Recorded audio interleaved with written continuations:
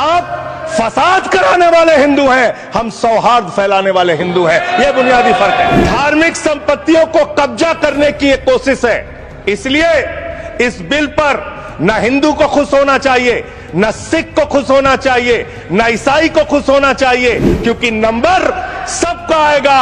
और आज वक्फ की संपत्तियां कब्जा करके आप अपने दोस्तों को देंगे। आपने कहा सच्चर कमेटी की रिपोर्ट से 12,000 करोड़ की आमदनी की बात कही गई है। अर्ध सत्य मत बोलिए। 12,000 करोड़ की आमदनी की चिंता है वक्फ की, करोड़ों मुसलमानों की चिंता है आपको। एक अपने दोस्त को पकड़ के लाइए, नीरव मोदी को 20,000 करोड़ वसूलिए, 12,000 करोड़ वक्फ को दीजिए, 8,000 करोड़ अपने पास रखिए। ये सरकार कह रही है कि ये कानून हम मुसलमानों के भले के लिए आ रहे हैं। आप मुसलमानों का भला कर रहे हैं, आप मुसलमानों का भला कर रहे हैं। दोनों सदन में एक भी सदस्य, दोनों सदन में सिर्फ एक सदस्य गुलाम अली को छोड़ के एक भी सदस्य आपका मुसलमान नहीं है। पूरी सरकार में एक मंत्री आपका मुसलमान नहीं है। आप मुसलमानों का भला कर रहे हैं। दो नेता अपने घरों में आपने बैठा दिया, मुख्तार अब्बास नकवी, शाहनवाज हुसैन, दोनों की राजनीति आपने खत्म कर दी। आप मुसलमानों का भला कर रहे हैं।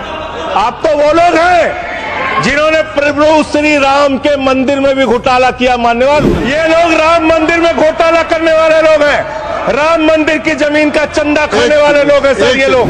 आप पिछड़ों का भला करने की बात करते हैं, आप दलितों का भला करने की बात करते हैं। आपकी मातृ संस्था आरएसएस, 100 साल तक आपने एक भी दलित, पिछड़ा और आदिवासी, एक भी महिला को आज तक आरएसएस का प्रमुख नहीं बनाया। समाज में छुआछूत को, बीमारी को मिटाने के लिए चलिए उठाते हैं कदम।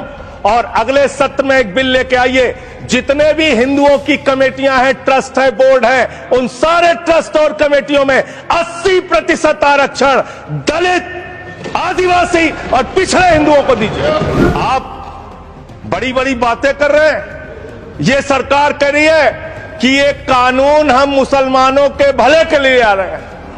जब मैं आपसे सुनता हूं तो मुझे लगता है कपिल शर्मा कॉमेडी सर्कस में बोल रहा है। आज आप इस बिल को पास कर रहे हैं, आज आपका सीना चौड़ा हो रहा है, आपको लग रहा है एक धर्म के अधिकार को आप छीन रहे हैं। नहीं, कल को आप सभी धर्मों की धार्मिक संपत्तियां छीन के आप अपने दोस्तों का देने का काम करेंगे। और किसी गलतफहमी में मत रहिए। आपको लोकसभा के चुनाव में मात्र 36% वोट मिला है। इस देश की 64% आबादी आज भी आपके खिलाफ है, आज भी आपके खिलाफ खड़ी है। किसी गलतफहमी में मत रहिए। बड़ी बड़ी सत्ता उखड़ गई और चली गई। आपने इसमें लिखा बिल के अंदर कि वक्फ कमेटी के अंदर गैर मुसलमान इसका सदस्य बन सकता है। क्या आप हिंदुओं के ट्रस्ट में, मंदिर के ट्रस्ट में आप क्या गैर हिंदू को मेंबर बना सकते हैं? नहीं बना सकते, नहीं बना सकते। आप एक झूठ फैला रहे हैं देश भर में। ट्रिब्यूनल के लिए आप कह रहे हैं उसको अपील नहीं की जा सकती। हाई कोर्ट का फैसला ट्रिब्यूनल के फैसले के खिलाफ आया है, सुप्रीम कोर्ट का फैसला ट्रिब्यूनल के फैसले के खिलाफ आया है। आपने कहा 5 साल का प्रैक्टिसिंग मुस्लिम होना चाहिए। कैसे प्रैक्टिसिंग मुस्लिम तय करेंगे सर? आप क्या मुसलमानों के घर में सीसीटीवी का कैमरा लगाएंगे? कौन नमाज पढ़ रहा है, कौन नमाज नहीं पढ़ रहा है, कौन मुसलमान है, कौन मुसलमान नहीं है? आपने मान्यवर ऐसे ऐसे प्रावधान इसमें रखे हैं जो बड़े अजीब हैं, जो अपने आप में ये बताते हैं कि आपकी मंशा सिर्फ देश में झगड़ा कराने की है, नफरत फैलाने की है, फसाद कराने की है। आपकी मंशा कहीं भी मुसलमानों का या किसी वर्ग का भला करने की नहीं है। 2009 में आपने अपना घोषणा पत्र जारी किया था, मैनिफेस्टो। यह मैनिफेस्टो आपका लेके आया हूं। यह तो आपका डॉक्यूमेंट है, मेरे घर नहीं बना।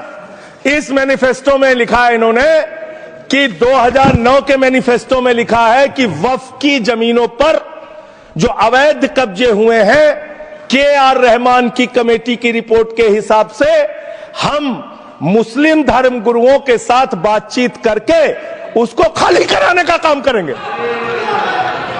कितना दोहरा चरित्र है आपका। आपने कहा वक्फ की जमीनों को खाली कराने का काम करेंगे जिसपे कोई और कब्जा कर रखा है।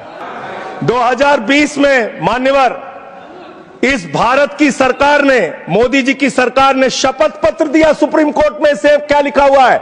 99% वक्फ की संपत्तियां डिजिटाइज हो चुकी हैं। मुख्तार अब्बास नकवी साहब आपके मंत्री थे, उनका बयान है 100% वक्फ की संपत्तियां डिजिटाइज हो चुकी हैं।